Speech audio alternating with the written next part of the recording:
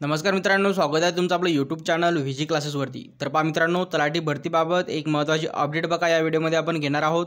तर बघा, तलाठी भरतीची गुणवत्ता यादी आली तेव्हापासून जे आहे शासनावरती त्या गुणवत्ता यादीबाबत जे आहे खूप सारे इथे आरोप प्रत्यारोप येथे होत आहे आणि त्यामध्ये जे आहे तलाठी भरतीबाबत रोज काय ऐकायला यावं ते नवलच मित्रांनो।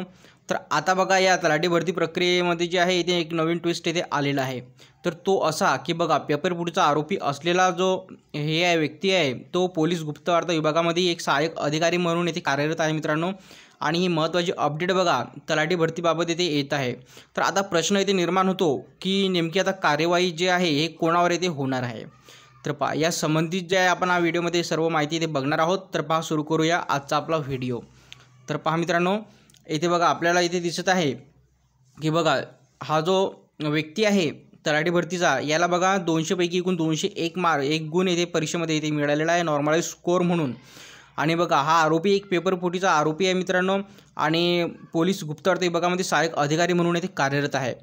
तर बघा, नोकर भरती प्रक्रियेत जे आहे पारदर्शकता असल्याचा दावा राज्य सरकारने केला असला तरी प्रत्यक्षात या भरतीचा खेळखंडोबा सुरू असलेले अनेक पुरावे आता बाहेर आढळून येत आहे।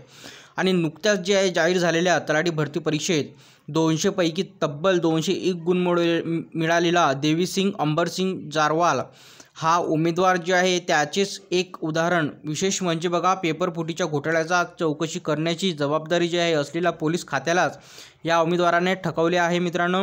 आणि नाशिकमधील अडगाव पोलीस स्टेशनमध्ये पेपरफुटीचा गुन्हा दाखल असलेले जारवाल सध्या छत्रपती संभाजीनगर ग्रामीण पोलिसांच्या गुप्तवार्ता विभागातच जे आहेत सहाय्यक गुप्तवार्ता अधिकारी म्हणून येथे कार्यरत असून नाशिकमध्ये जे आहे 2018मध्ये गुन्हा दाखल झाल्यानंतर दुसऱ्या वर्षी गृह खात्यातर्फे घेण्यात आलेल्या सरळ सेवा भरतीत 15 सप्टेंबर 2019ला या व्यक्तीची ती नियुक्ती झालेली आहे। तर बघा मित्रांनो, जो पेपरफुटीचा आरोपी आहे त्याचीच नियुक्ती पोलीस खात्यामध्ये गुप्तवार्ता विभागामध्ये इथे झालेली आहे। आता मोठा प्रश्न जे आहे शासनावरती इथे निर्माण होतो मित्रांनो की नेमकं कशा प्रकारे जे आहे सरळ सेवा भरती इथे घेण्यात येते।